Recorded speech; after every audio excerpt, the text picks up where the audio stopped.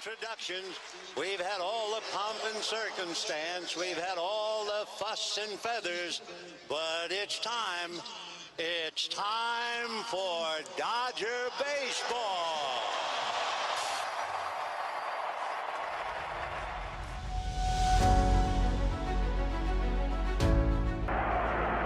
This crowd has hollered itself weak. Henderson at second, Molitor at first, one out of the ninth, 6-5 Philadelphia. Stottlemyre and Castillo throwing in case of extra inning. Fastball is hit to left field, down the line, in the corner, home run!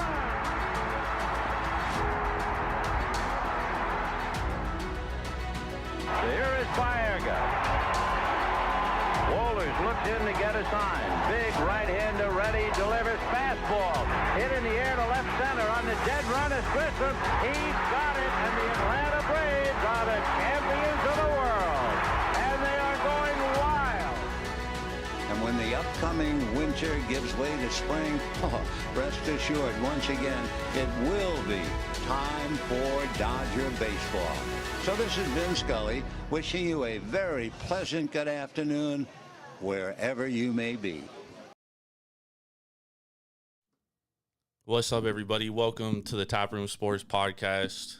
I'm your host, Jordan Stacks on Stacks on Stacks Lats, here with Mr. Big Ball and Ben Larson. And before we get started with tonight's show, some news broke about an hour ago that Vin Scully has passed away, 94 years old, obviously lived a very long life, but he was the voice of many generations of baseball, and not only baseball, college football, NFL as well. He's called a lot of very historic games, and he's called a lot of historic World Series, you know what I mean? Yep. So, he's just an absolute legend, and whether you're a Dodgers fan or a Yankees fan, Giants fan, A's fan, I think everybody can agree that Vin Scully is, the voice of baseball.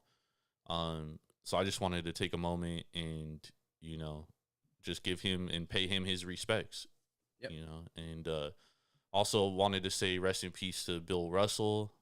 I had something planned on Sunday. Our show got canceled, but it's two legends, man. So I just want to start the show off. Sorry, I don't mean to bring it down. We'll get it back up. I promise, but it was a wild day, Ben. It was, and for everybody out there, my bad on the Sunday show being canceled. That was the final day of my move. I'm in the new digs, happy living here, out with the old, in with the new, and it was too much for Sunday. So apologize for all that, but we're going to be coming a little bit later in this week than we normally are to kind of compensate for that show. So. Yeah, I mean, there's a lot of content. We had a great show yesterday with Daniel Lopez from the Diamond Talk podcast. And then, you and I tonight, tomorrow, Irvin and I will be previewing the Pac-12 over-under win totals. I'm getting really excited for college football because betting baseball fucking sucks, dude. Yeah, it's an odd time right now. So, I mean, baseball is just it's impossible, bro. Like when I hear professional sports handicappers say they don't bet baseball, I now understand why. This is the first year where I have bet baseball consistently, and I've had some really high ups and I've had some really low lows, dude. And so I'm I've kind of gone to one bet a day. I'm about to go to maybe one bet a week, depending on if I like anything. So that's how baseball goes. So I'm looking forward to college football. And I think that's an important thing, dude. You got to bet what you know what I mean? And I know baseball. I know baseball more than the average fan, Agreed. And it's tough, dude. It is very, absolutely. It is very tough. I mean, you could have the most perfect handicap in the world, dude, and just doesn't go your way. Baseball is just weird, dude. I mean, there's 162 games. Look at tonight, dude. DeGrom comes back. The Mets are minus 360 against the Nationals, dude. The Nationals had a AAA lineup because they trade Juan Soto, Josh Bell. They literally had AAA guys, and they win the game 5-1. You could have parlayed the Pirates, Mariners, Nationals, and the Diamondbacks. Dude, $10 would have won you $360. Easy, yep. I mean, that's just baseball. And then yesterday, all favorites win. Yep. Who would have thought the Angels won? Who would have thought the Red Sox would beat the Astros? Like there's a Don't lot get of me things started that on that happen. Angels game, man. The A's 1 for 9 with runners in scoring position, strand 9 runners. They had bases loaded with 0 outs and couldn't even get a runner. Similar to the Giants tonight. Yeah, Giants, they've squandered plenty of opportunities, and now they're yeah. losing 9-6. With that being said, let's. What are you sipping on though, Ben? I know you got I'm something doing special. yeah, I'm doing a little bit of a double duty tonight. So I'm going with a little bit of bourbon to start to kind of welcome in the podcast to the new place. So I'm going with Early Times, which is 100 proof, bottled in bond. So that means that it's going to be kind of regulated by the government, which is surprising on that one. Interesting. But with that regulation means that it's going to be at least 4 years old, and it's going to be over 100 proof. So it's a good stuff. This bottle is really surprising to me. It's a $22 bottle, but this tastes up there with the 70, 80, $100 bottles that I have. So this is going to be very Wow. easily becoming my everyday bottle. That I have a glass of at the end of the night and just relax with. And at $22 a bottle, I and can't beat not even that. that, it's a liter bottle as well. So it's a little bit bigger than just your normal 750 milliliter. But Nice. I have no problem drinking that. And then after that, we're gonna go with the Sierra Nevada Session Hazy IPA. Damn, Summer Ben, you Break go from IPA. bourbon to an IPA. I Yeah. like it, dude. Well, yeah, but it's a session, so it's coming in at what is it, 4.5%, 4.6%. So Oh, that's pretty it's light for an not IPA. yeah, it's their session IPA, so it's going to be a little bit lower, going to be a little less kick in the face. So There we go. There we yeah, go. I'm starting happy it to off with a Sierra Candy West Coast IPA. This one's 6.2%. This is from Brasserie St. James out of Reno, Nevada. Mhm. Never had any of their beers. When I poured this, so the head is like ridiculous, bro. Like I did see that. this shit foamed up like like a Was it volcano, cold? dude. Yeah, it was cold. Huh. Okay. Yeah, I don't know. Pays is making a guest appearance here real quick. Oh yeah. Well, that's the thing that you really have to worry about is when you have beer that isn't going to be as cold as it should be. You are going to get that head. You are going to get that extra foam that really can take a little bit away from the beer, but it doesn't necessarily take everything away. Yeah. So it will kind of deflate your beer. It won't be as carbonated if you have that high level of head. But Yeah, no, this one was it's not the crazy. end of the world. I've never seen anything like this. But so we're gonna see how it's like. But let's hop into some baseball. So obviously the trade deadline goes down today, and it was a wild day, bro. It was. It really started on Friday with the Luis Castillo trade, and then kind of just like every domino fell, and like all we kept hearing was like the trade market was slow because everyone was waiting on Juan Soto. Yeah. Last night before Daniel and I go on, we're getting reports that the Dodgers are finalizing a deal, that it was the Dodgers. Yep. The Dodgers are going to get Juan Soto. Yep. And then this morning I wake up and the Padres are getting him. Yep. And then I hear late push from the Giants to try and get him.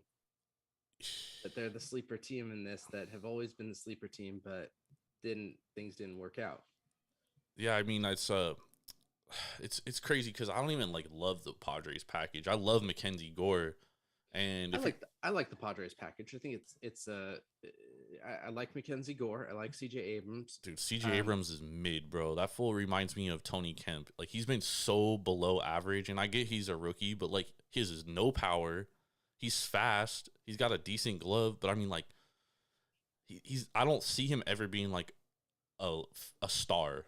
You know what I mean? And for Juan Soto, he's going to the Nationals. He's going to be a star. I don't know. That's not too difficult there.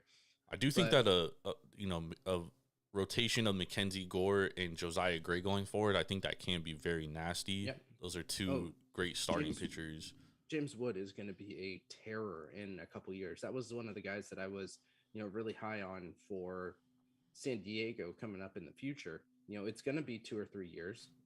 He was just drafted last year, I believe. The kid's 17, but give him a couple years to progress and he can be one of those, I don't want to say game-changing superstars, but he can definitely be a superstar. Kid's got a great bat. Kid's got an arm. He's going to be making a name for himself in the outfield for the Nationals. That's for damn sure. You can hope. The Nationals sure hope. It's crazy because like Daniel and I were talking last night, and like he was saying that like, you know, he's all for trading prospects because there's no guarantee that a prospect's ever gonna pan out. And he's like, you know, you can get something right now that's very valuable, and I agree. But I've been saying all along when the Padres name came up, I was like, man, if they're gonna put Mackenzie Gore in there, like that's not a good look because their starting rotation is already not that good. Well, they didn't really do anything to fix that today. No, except they extended Joe Musgrove, and Musgrove he is like a 7 ERA third time through the lineup, dude. So like, you know, 5 innings, all right, cool. But after that, I mean, you can't count on him. They don't have an ace, dude. Darvish is good at home. He's not good on the road. Joe Musgrove can't get through 6 innings. Blake Snell is Blake Snell. Sean Manaea is like an innings eater in the regular season, but he's like an average, maybe a slightly above average pitcher.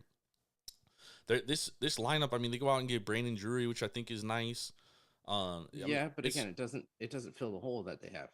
The hole is starting pitching. Yeah, I mean, but they're, you know, with that lineup, dude. You know, you just need to get get Josh Hader. So really, you just need to get to Josh Hader and hope that you get to Josh Hader and you have a 3-run lead or a 2-run lead. Because I mean, they're gonna be able to score. You got Tatis, and you know, who knows when he's going to come back. But at least right now you have Machado and Soto in the middle of your lineup. Plus you have Brandon Drury hitting either in front of those two or right behind those two.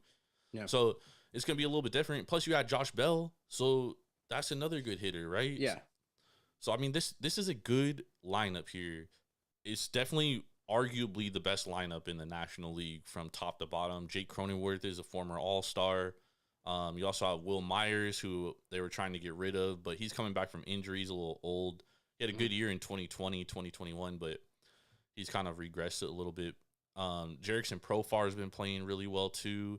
Jose Alvaro, the catcher, has been playing well. Plus, their other catcher, Aaron Nola, you know, he's like a highly touted prospect, or was a highly touted prospect. He's kind of up and down, but, I mean, lineup-wise, you know, maybe the Braves have a better lineup from top to bottom. Yeah. Braves probably have a better starting pitching staff. The Dodgers, that was a big question to me. They didn't really go out and make a move. Obviously, they made a push for Soto. But let's do it like this. Who are some of your winners, Ben?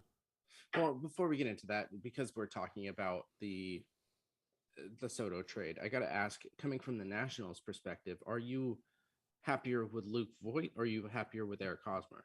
Oh, I mean, I think the big thing with Luke Voit is that you don't have a $44 million contract. Exactly. Yeah. So, you know, that was definitely probably a favor that Hosmer rejected that trade. Yeah. But now you're the Boston Red Sox and you have that $44 million contract sitting on your I don't even fucking know what the Red Sox are doing, but yeah, that's kind of where I was going at that, because Hosmer hasn't been, you know, maybe he does just need to change the scenery. I think the Padres are paying some of the contract, though, if I'm not mistaken. I do believe I read that they are paying some of the contract. Yeah, they're paying a significant amount of the $44 million owed. Yeah, they're basically just dumping him. Yeah. So I mean, if you're the Red Sox, you're just hoping like you can get any kind of production for a guy that's being paid by another team. I mean, that could be beneficial. Although, like, so the Red Sox and Giants are like the two most interesting teams to me at the deadline, because I don't think either are very good. I don't think the Red Sox, you know, they have a decent lineup when healthy. The Giants aren't good at anything.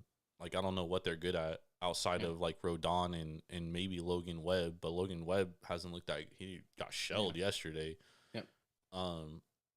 But neither of those teams, like, I look at it and I'm like, okay, can they make the playoffs? Maybe, but once they get there, they're probably gonna get wiped off the floor.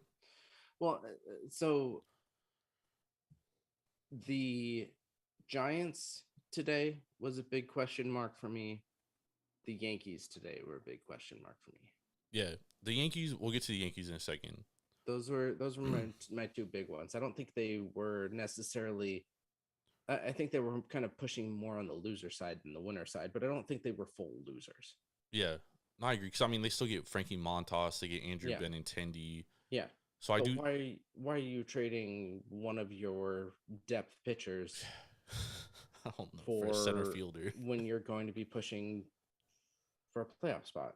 Yeah, no, it's head scratching. And like the Yankees, like really all we've been talking about all year is like, okay, the starting pitching is going to regress at some point. It has, but Jordan Montgomery's been one of those more consistent guys. Exactly. Plus, he's pitched You more add innings. Montas. We know he's durable. I thought their top three was going to be Cole, Montas, Montgomery. Yeah. And now I don't know who their third guy Well, is they're going going to to put be. Nestor in there. But what I figured was that it could either be Nestor or it could be Montgomery. And then you have that other one that can come in and eat innings. If something happens, if something, gets that push to, the closer area there. So this is a huge kind of, what are you doing, the Yankees, for me? Yeah. No, I mean, I'm surprised they got anything for Joey Gallo. That's a win in my book. well, I mean, dude, what if Joey Gallo goes to the Dodgers and just starts raking? Because, I mean, he hasn't showed anything. but I mean, that he's going to do playing that in this New year. York is tough, dude. Playing in LA is going to be tough too. It's not the same as New York, though. Uh, It's definitely not the same, dude. He was saying in an interview that he can't even walk out down the street without people fucking threatening him and shit. That's true. Like, that's crazy, bro. And now he gets to grow a beard again. So I mean, like, dude, he's gonna be more free, bro. He's gonna be a lot more free.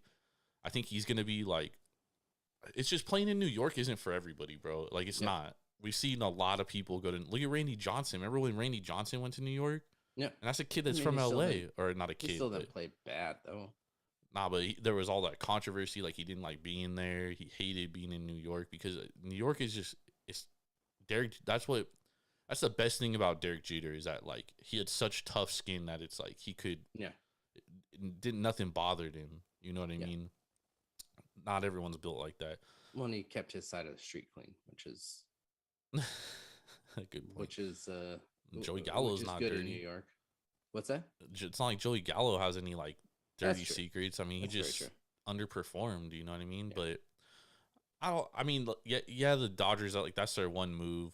I do think that, like, they watched the Padres get better. Yeah. The Braves got better. The Phillies got better. The Mets got better. Plus, the Mets get DeGrom back from injury, right? So that's in itself is like an addition. And the Dodgers just kind of sat back. That much better. I mean, I think so. I think, adding a guy like Darren Ruff, because they can't put them at stand pat today. Kind of, but I mean, getting DeGrom back is a big lift, dude.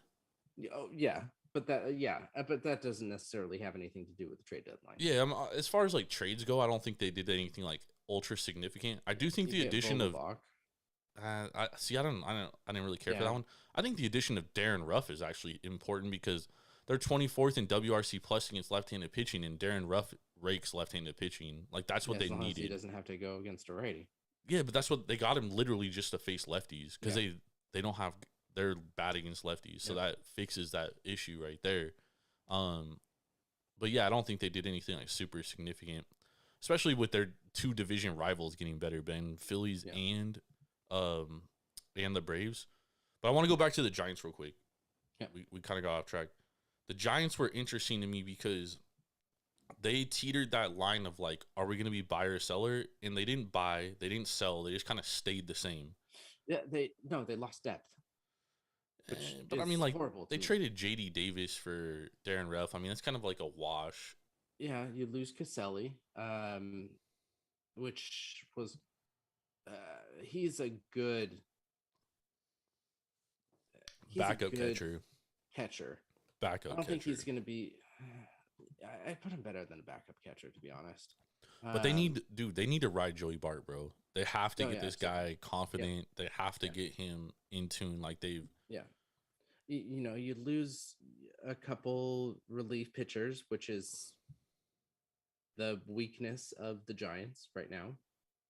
Yeah. So, I mean, that just causes a bigger hole with your problem.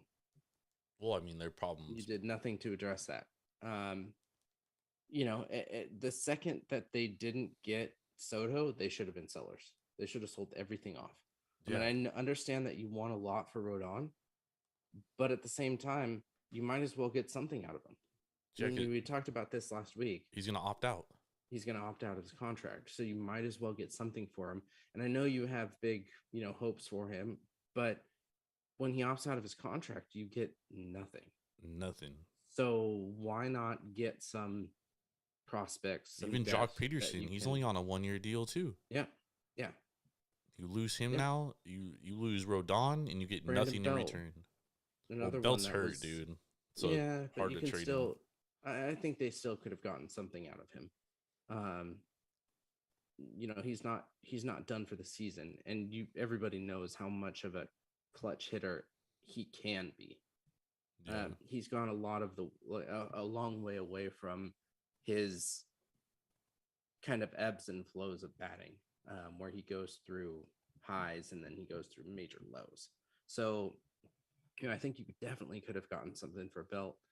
And the second you don't get Soto with the Dodgers, with the Padres in your division, you sell. Yeah, I mean, dude, they lost 6 in a row to the Dodgers now.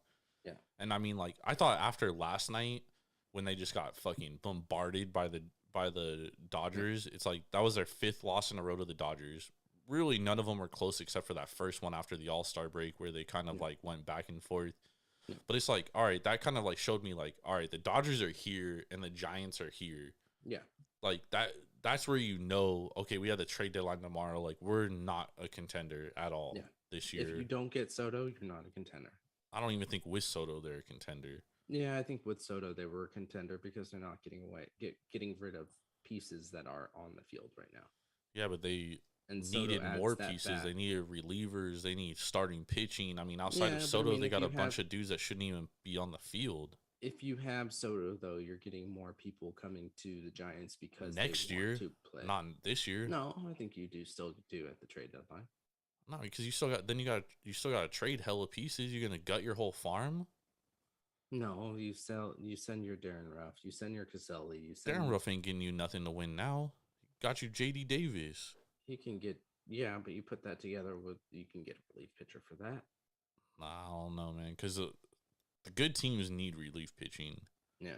And if I'm a bad team, why do I want Darren Ruff? Why am I going to give you a guy that's good on my field now to get Darren Ruff? You know what I mean? Yeah. That's why that Mets Giants trade was just like a JD Davis, Darren Ruff swap. It was like, hey, we need a right-handed bat. We'll give you a left-handed bat. Here you go. Yeah.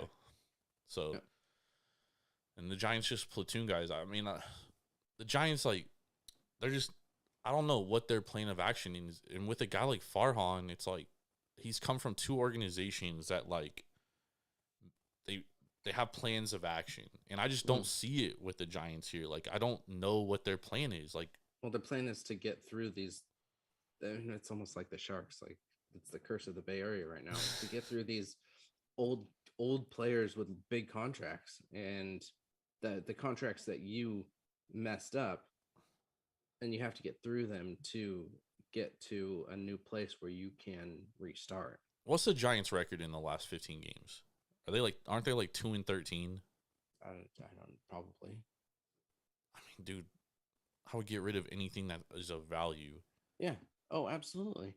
Like, that's part of the reason why sense. I don't understand why, the second that they didn't get Soto, they didn't just sell. They should have.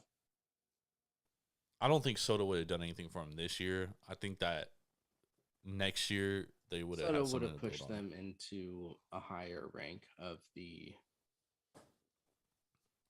So they could lose in the wild card as the third wild card seed. So in the last 10 games, they're 3-7. In the last 15, they're 5-10. Woo! The last 20, they're 8-12. That's one big pile of shit. That is one big pile of shit. That's a bad baseball team right there. The A's are a better team right now. Yeah, especially with 3 straight losses to the Diamondbacks. Yeah, 6 straight with the Dodgers. Yeah. I don't know what Farhan's doing, dude. And I mean, maybe he has a plan going into next year, but I always thought going into last year when they first hired Farhan, I thought his whole plan was going to be like, all right, we're going to tear this thing down and then just totally rebuild it. Last year they had like a really good year. Last year was a Anomaly. curse. It was an anomaly. Well, I know, but it was a curse to the Giants. I mean, you got to think about it. If it wasn't for last year, we wouldn't have given Belt, Crawford, and who was the other one who got another extension last year? They gave Belt an extension, Crawford an extension, and I think they didn't give Posey one because he retired, but Yeah, that was the year before. they did give someone else. else. They did give someone an extension, dude. Was Who it Longoria? No, it wasn't Longoria. I don't remember, but they did trade for Chris Bryant, and then he walked at the end of the year. Yeah, but I mean, he didn't do anything this year either. So yeah, he's been hurt basically all year. I mean, it's just a tough look, dude, for the Giants. And I mean, this is an organization. This is one of the historic organizations in baseball, especially on the West Coast. Yep. So I mean, it's tough seeing. Who were some of your winners? Obviously, the Padres. Padres was definitely a big win today. I mean, I do think they gave up a decent amount for Soto, but adding Josh Bell coming back as well was a big push to that. I think the Astros was a win today. They got Trey Mancini yesterday, and then today they got Christian Vasquez, which was is going to be a position in catcher that they really needed to fill. So not only is he defensively, a prowess, but he can bat. He's not going to be someone who's going to completely change your offense, but I don't think they necessarily need that with the clutch hitting that they have, as well as the power that they have in Jordan. So I think with Mancini and Vasquez, I think that is a win for them. I think the Twins kind of took a W today in getting Tyler Mahle. That was a huge, pitcher that they needed, and Let's go, y'all. That's somebody who can really help that team move to the next level and win that division, which is completely up in the air. And we didn't really see much happen. The White Sox didn't do anything. Yeah, from the White Sox, which was a huge. Only thing they're doing is their managers falling asleep in the middle of ball games in the dugout. I didn't see that. It's nasty over there, Ben. Yeah. Dude, I honestly, Ben, I thought the Twins quietly were the best team at the deadline. Them and the Phillies. Yeah. I thought both those teams. Phillies, yeah. I thought both those teams addressed a lot. Yeah. The Phillies is just tough though, because you're in an NL East that has the Mets and the Braves. Absolutely, but if you get Bryce Harper back, and then you also add like what they did bring in Brandon Marsh, another left-handed bat. He's more of a defensive replacement, to be honest, than anything. And then you get Noah Syndergaard, who's like a serviceable starting pitcher that you can throw in there with Wheeler and Austin Nola, or Aaron Nola, sorry. And then you also get Raciel Iglesias, and that's what they've been missing all season. They don't have a closer. Yeah, they got Knievel pitching as a closer, but he's more of like a setup guy. He's not a closer. Now you get that closer, huge. Well, I think. Raciel Iglesias went to the Braves. I'm sorry. The Phillies got David Robertson. Mm-hmm. I think what happened today is that there's now a challenge for that final wildcard position, because you've got either the Braves or Mets who are going to take that. You've got the Phillies, and then you've got the Brewers or the Cardinals, one of those two, and then you have the Padres. Yeah, because I don't think the Padres are catching the Dodgers at this point. No, the Padres are going to be the first wild card. They're already in the first or second wild card. I'm sorry, behind the Braves. Yeah. So you're gonna either get the Mets or the Braves for that one position, the Phillies, the Brewers or the Cardinals, and then the Padres. So you're at 4 teams right now. Yeah, that third spot's up in the air. And yeah, that's really gonna be a tough position to go in. And even that one game series, well, not even series, but the one wild card game to be that number 2, that's gonna be tough. It will be. Yep. Honestly, I could see the Brewers falling out completely, dude. They trade Hader. Yep. They didn't really do anything, did And they get Rodgers, who's like basically been as productive, quote unquote, and then they got prospects in return. I thought they were going to use those prospects to try and go get somebody else, and they didn't. They get Freddie Peralta back. He's pitching tomorrow, so that's a big boost for them if he's right. Right. Corbin Burns lost today against the Pirates. He has not been as good as he was last year. And that offense, they can't hit that well. Like, they're not a good offense, you know what I mean? So if you were to ask me right now who's gonna win the NL Central, I honestly might take the Cardinals. I want to look at what's the odds right now. Let's see. Odds to win NL Central. We got the Brewers -210, Cardinals +169. I mean, that +169 is a good value there, dude. Take it all day. And you can even get it. Some books got +200. You can get it at. I mean, that's worth, the future bet there. For sure worth a future bet. Yeah, they get Quintana. They get Jordan Montgomery. And the reason why I like them getting 2 lefties is because the Brewers can't hit lefties. Yeah. So if they go into a series and they're only 2 games out. Yeah, and if they go into a series with the Brewers and let's say they throw Levitar, Quintana, and Montgomery, bro, the Brewers might not get a hit in that series. Yeah. They might not score a run. Well, I think the big thing too is the run production that the Cardinals have. I guess maybe not the run production that the Cardinals have, but the defense that the Cardinals have. Oh, the Cardinals play elite defense, but they do lose Hader and I'm sorry, not Hader, Bader. 477 runs, but the Brewers have allowed 439 versus the Cardinals 404. So there is a run differential of +73 towards the Cardinals to +38 of the Brewers. So that's a significant difference. And the Brewers have played, I don't know, they both played the same amount of games. So no, I like this Cardinals team if they don't have to play in Toronto. Yeah, if they don't have to play. Let's talk about Toronto too, because Toronto did something that we talked about on our last podcast that I don't know if it's a good thing or a bad thing. And they traded for Whit Merrifield today. Well, he said he said before he went to Toronto or before they went to Toronto, he said, if I'm on a contending team, I'll get vaccinated. Obviously, he has to now if he wants to play. Yeah.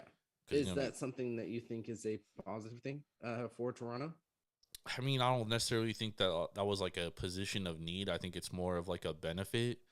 I think he needed to get out of Kansas City. Yeah, but I think bigger. Highly touted prospect and on a shitty team is not going to do you any good. Yeah. Them getting Aaron Bass, though, and Dylan Pop or Zach Pop, I'm sorry, from the Miami Marlins, that's bigger because they've had a terrible bullpen outside of Jordan Romano all season. Jordan Romano's their closer. So they have to get from starter Ben to Jordan Romano. They haven't had those guys in between there. Now they get 2 formidable guys. I wouldn't say they're like lights out by any stretch of the imagination. Yep. But it's funny because Daniel and I were on the podcast last night and we were shitting all over the Blue Jays saying like, they haven't made a move. They got to make a move for a high leverage reliever. They end up getting like 2 relievers. I wouldn't necessarily call them high leverage guys, but at least they're doing something. You know what I mean?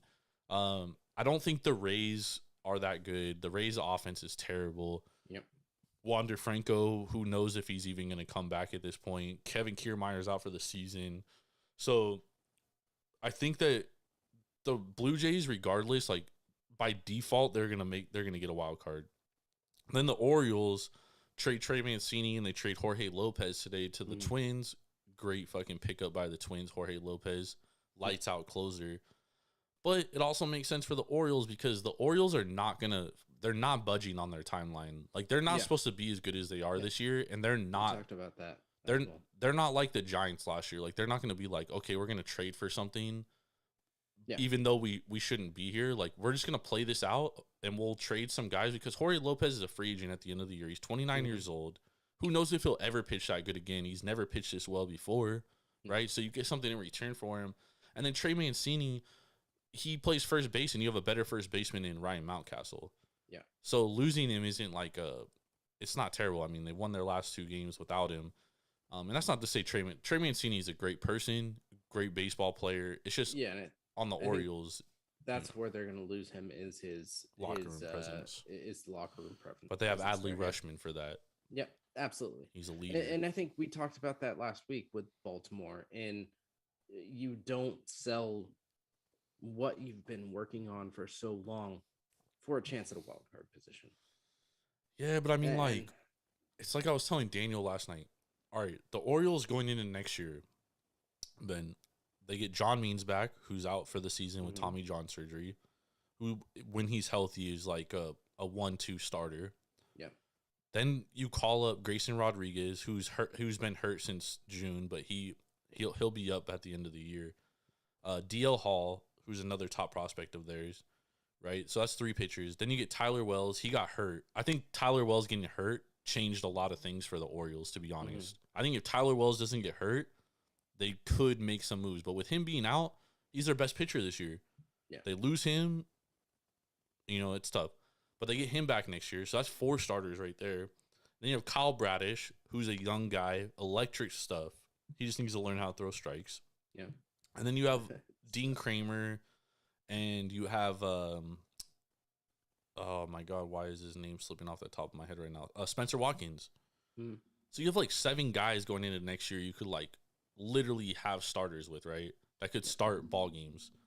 So if I'm the Orioles, it's like, okay, well, I can move off a couple of those young guys to maybe go get a guy I know can pitch in the major leagues now, like a Pablo Lopez, and then maybe also sacrifice one of my bats. I wouldn't trade Gunnar Henderson, because he's probably going to be up in September, right?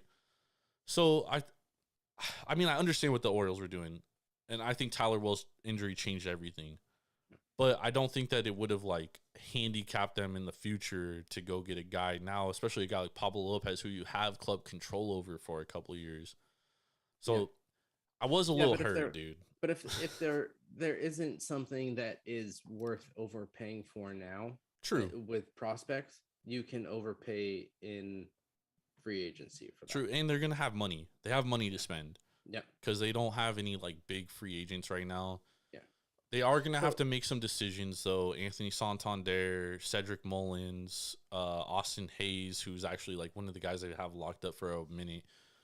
But I mean, we'll see. They got a lot of good young talent coming up though. Yeah, Baltimore Orioles, man, do not sleep on them. Well, yeah, but we knew that was going to happen, but we knew that was going to take time. And with their play this year, I think that time has stepped up a little further, at least than what I was expecting out of Baltimore. I don't think anyone 2 expected years, this. But it looks like they're going to be a contending team next year. I think Daniel made a great point last night where he said,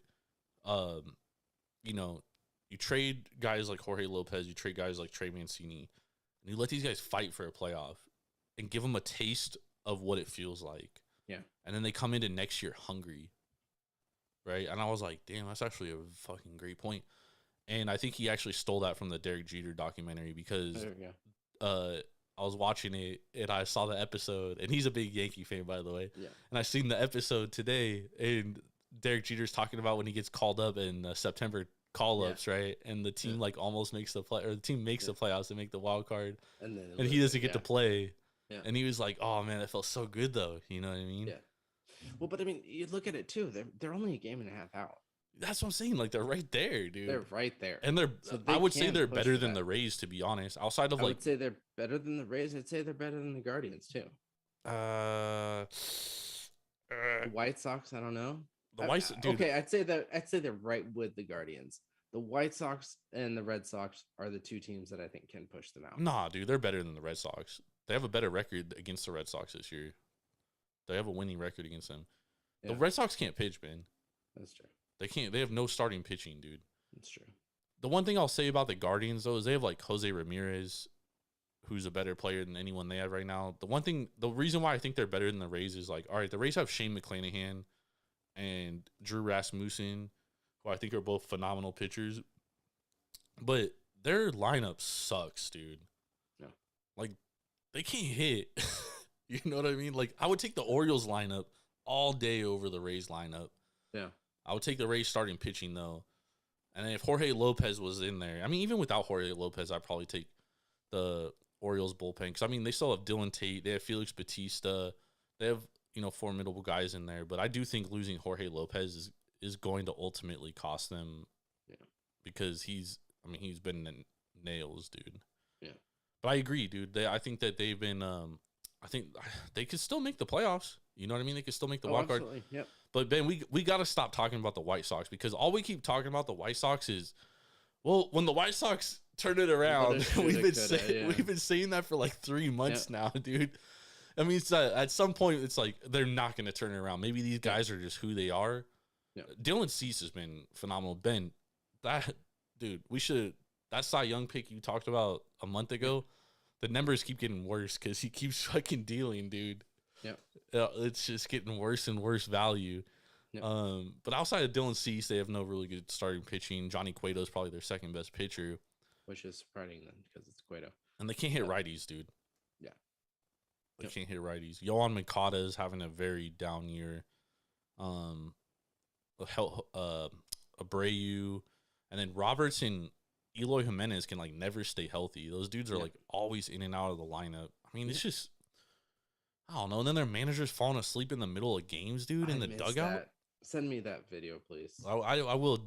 Daniel showed me last night. He was like, "You didn't see it?" I was like, "Nah, dude." I didn't see it either. So. And then I was like, "Holy shit, this motherfucker really falling asleep in the middle of games, dude." All right, losers today. I mean, the biggest loser is, to me, the Giants, dude. Giants and Red Sox, I think, are the two biggest losers. I got one more. I don't understand what the fuck they're doing. See, both of those I don't necessarily see as losers. I just see I see them on the losing side, but I don't think they're. Well, who do you consider a loser? The Cubs. Why? You have a farewell game for Wilson Contreras and Ian Happ, and you don't get rid of them. Yeah, but I mean, like, you gotta set your market. You know what I mean? If you, the interesting thing about the Cubs, Ben, is that they have like a lot of good young talent, like Horner, who's the shortstop, and then they have Morel, who plays like infield, outfield. So I mean, I don't think they're that far off, to be honest. They're far off. I don't think so, dude. They're far off. Who's pitching? Well, I mean, they don't have terrible pitching. James Steele is like a nice young pitcher. Sometimes you just gotta get guys just have to learn how to pitch. Keegan Thompson's been really good this season too. I mean, he's basically been their best pitcher. But I mean, outside of those two, yeah, you have like a lot of questions. Oh, Marcus Stroman, since he's come back, he's been really good. But he's been hurt basically all year. Yep. I don't think the Cubs are like that far off, dude. So I understand like why they were hesitant. The Cubs are only a half game up on Pittsburgh, bro. They're that far off. But I'm saying, like, talent-wise, I don't think that they're that far off. They had really bad pitching in the beginning of the year. Offensively, all you have is Nico Horner. He's nice. 294. Morel's nice. You got Ian Happ. You got Wilson Contreras. Patrick Wisdom. Dude, Morel's third in NL Rookie of the Year odds right now. Yeah. He's only played 64 games, though. That's what I'm saying. Like, they're a young team. They're a very young team. Saya Suzuki, I mean, he's going to be okay. He started off the year good, kind of fell down. But that's the thing is, like, their team, like, they have guys that play well. Like, they don't all gel at the same time. Yeah. I mean, what are you realistically going to get from Ian Happ, dude? Or what are you going to get for him? What's his name? The catcher. What's the catcher's name? For the Cubs? Yeah. Contreras? Wilson Contreras. Yeah. That's the guy that they probably could have got the most from. But I think you can get a lot out of Ian Happ as well.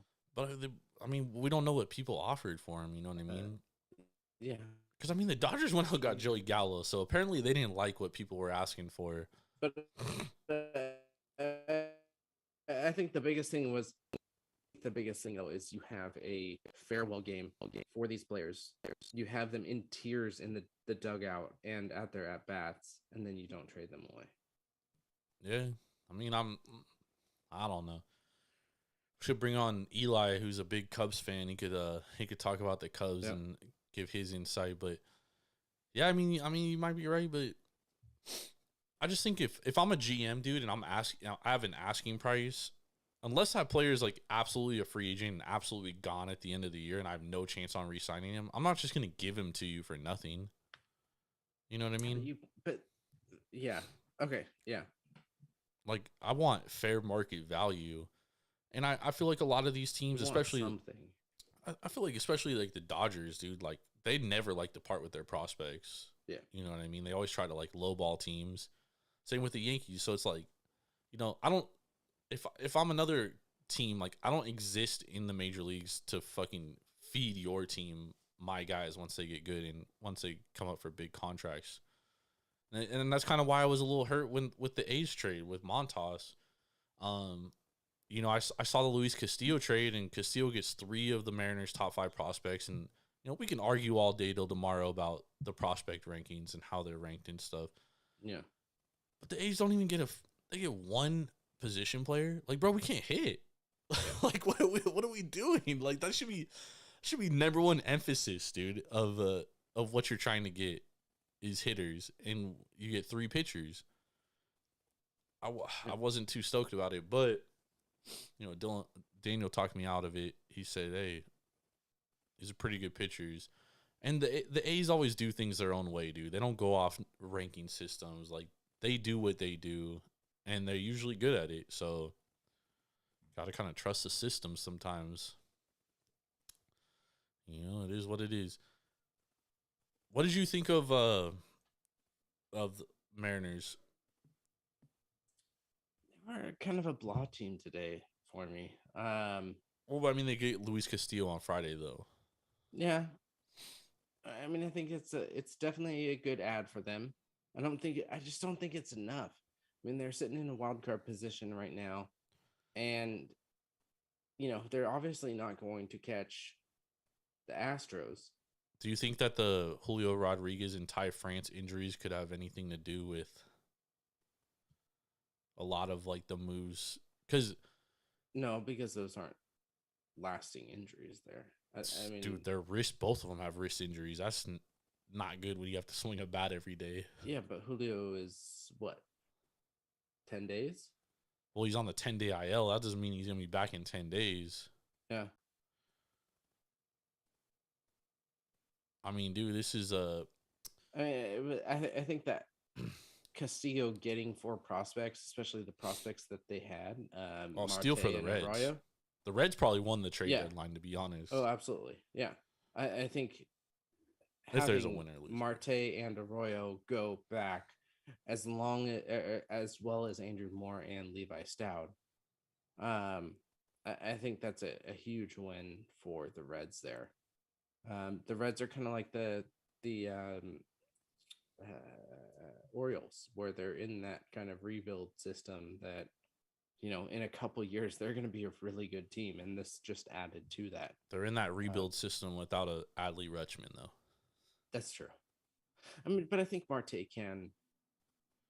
He's not going to be definitely he's not going to be as good as Rutschman, but he's definitely going to be a great player for them. Well, the one thing that I think Eloy Jimenez as well is going to be a great, or sorry, not Eloy Jimenez. Ellie De La Cruz is going to be a great possibility for them. I mean, I think they got a lot of talent, dude, for sure.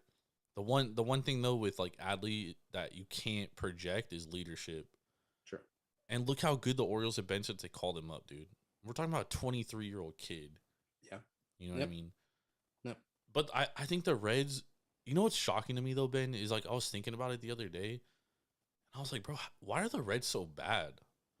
Like, they got all these guys that everyone wants to trade for. They got Luis Castillo, Tyler Mahle, you know, and then they also have like young pitchers like Nick Lodelo. Then they have Brandon Drury. They have the Jonathan highs and India. Have the lows. Like, I don't think they're managed well either. Well, I think that, like, imagine if they kept Sonny Gray, and imagine if they kept like all those guys, you know, Tommy Pham. I mean, this is a team that, you know, they were in the playoffs last year, a couple of years ago. Now they're nowhere to be found. Yeah, I think, but I think they got a lot of value back, and I think that they could be great in the future. How long that is, I don't know. Yeah, it's a huge question mark. You know, and then you got Jonathan India, who's young. Like, this is only his second year. Like, do you hang on to him? Because, I mean, who knows when these prospects are going to be ready? 2-3 years. By that time, he's going to be a free agent. Yeah. Yep. And get India while he's got value. Trade him now, dude. Yep. Can get a lot for him, dude. Oh, man. Any players that you thought that were going to get traded that didn't? For Rodon.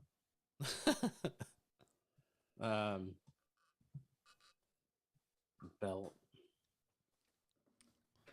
Giants players. I mean, what's that? Giants players. Yeah.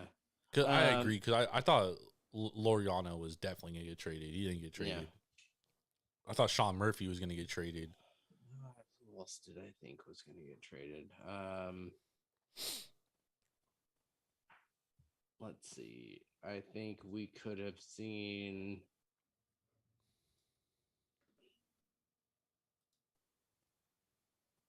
Sorry, I'm pulling up my my list here. Do you think that Juan Soto at plus 3,000 to win MVP has any traction? No. You don't think there's any chance? Actually, yes, I do. I do think that has traction. Especially if he comes in and rakes plays incredibly with the Padres. I think that can definitely push that. I'm kind of surprised we didn't see more trades coming from the Diamondbacks. They got a lot of their guys are under club control though, dude. Okay. So it's like, they I'm traded David more Peralta. Marlins didn't go. Bro, the Marlins, Kim Ning, much today. Kim Ning, the general manager there. Oh, I don't know what the fuck she's doing, dude. Like, that team, Ben, and I'm gonna get to this team when we get to best bets. That team cannot fucking hit, dude. Like, they are literally worse than a minor league team hitting. I mean, they are atrocious. Yeah. They are an awful baseball team. They might be the worst baseball team in baseball right now. I'm not even joking. And she doesn't trade anything of value to get what they need back. Yep. I'm surprised we didn't see more out of Pittsburgh today. I think Pittsburgh's in an interesting position. More out of Colorado today. I mean, Colorado doesn't have much to offer. Yeah, they don't have much options Yeah. out there. Charlie Blackmon signed for too long. Yeah. I don't think anyone wants to take on that contract. Nobody wants a hurt. Chris Bryant's contract's too long too, dude. No one wants to take on that contract, especially because he's been hurt all year. Yeah. It's crazy. Oh, come on. You've got the Marlins who are batting 152 in their one game in August, 279. Actually, 222. Not too bad. The Marlins? Their averaging is 237 right now. Dog, they great. suck, dude. They suck. I've never seen a team hit so many fucking pop-ups, dude. Yeah. Problem is versus lefties. They are trash. Jorge Soler's out. Jazz Chisholm's been out. Yeah. But I mean, it's not a good baseball team. Yeah. We got Jesus Aguilar that looks like he should hit fucking 50 bombs a year. And that dude can't even get out of the infield, dude. Like, this team just... He gone! That's what that team is. He gone. They gone. Get him out of here, dude. Trade Sandy Alcantara. Trade Pablo Lopez. That's one pile of shit. I know. I gotta get that back. I gotta throw it back on there because that team is a fucking pile of shit. All right, should we get some best bets for tomorrow? Absolutely. I only got one. I only got one too. What's yours? So first one, we're gonna go LA Dodgers minus 160 over the San Francisco 49ers. San Francisco Giants here. You got Urias on the mound going against Logan Webb, Alex Cobb is tomorrow. Not Logan Webb. Alex Cobb tomorrow. So, I mean, the Giants, who knows what's going on with their team right now. And I think their 6-game losing streak against the Cubs against the Dodgers is going to turn into a 7-game losing streak against the Dodgers. Got shelled tonight, got shelled last night, and it hasn't been pretty. So let's go ahead and take Dodgers and minus 160 over the San Francisco Giants. Let's even throw a little bit on the run line there. Run line, we're looking at -1.5. That's going to be plus 107, 115 area. So I think that's where you're going to get your big money there is run line -1.5 runs. Not bad value. I said I was going to talk about the Marlins. We're going to go under 7 runs, Miami and Cincinnati here. Alcantara's on the mound, and he's coming off his worst start of the year where he gave up 4 runs on 8 hits to the Metropolitans. And his ERA is now a whopping 1.99. I mean, what a terrible pitcher this guy is. But what a better bounce back start here than to have the Cincinnati Reds, who aren't great on the road. They're 26 in WRC on the road, and they're 26 in OPS on the road versus righties. Mike Minor will be on the mound opposing Sandy Alcantara, and he hasn't been great this season at all. 6.31 ERA and a 5.34 xFIP, but he gets to face the Marlins. And there ain't a better team to face than the Marlins, because the Marlins can't hit anybody, Ben. They're 28th in WRC plus versus lefties at home this year, and the Marlins have scored 2 or less runs in 10 of their last 14 games. This team fucking sucks. Give me the under 7 here. Let's cash it. Let's head to the window. I told y'all I'm not going to bet that much baseball anymore, but this is going to be one of them.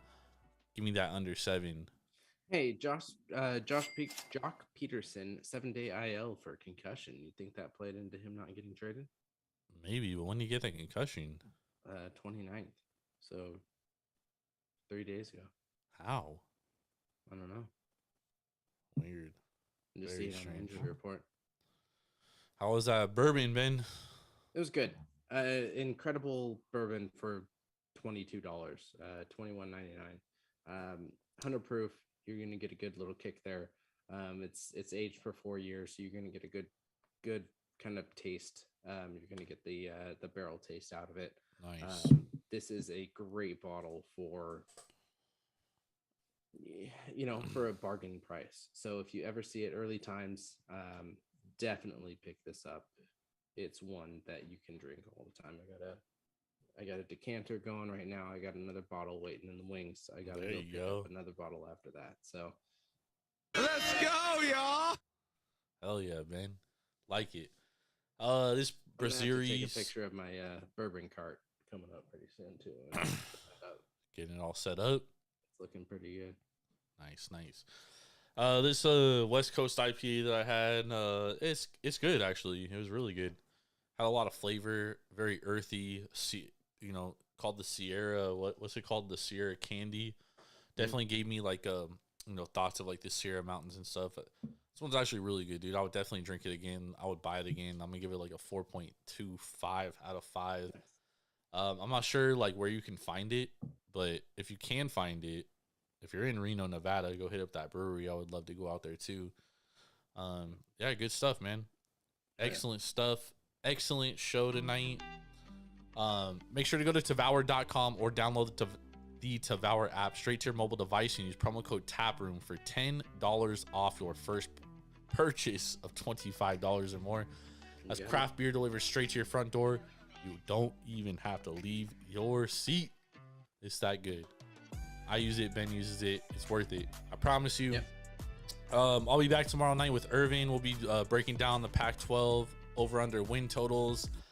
After that, we're going to be going on to the Big Ten and then the SEC. So we got a couple more. We're like 4 weeks away from college football. We're 7-ish weeks away from the NFL. We got 6 weeks away. Yeah. We got the Hall of Fame game. There. We got the Hall of Fame game. Take the over 30.5 because it actually opened 33.5, got bet down to 30.5. So take the over. That's a lot of points. Over 30.5. I already bet it before it goes up.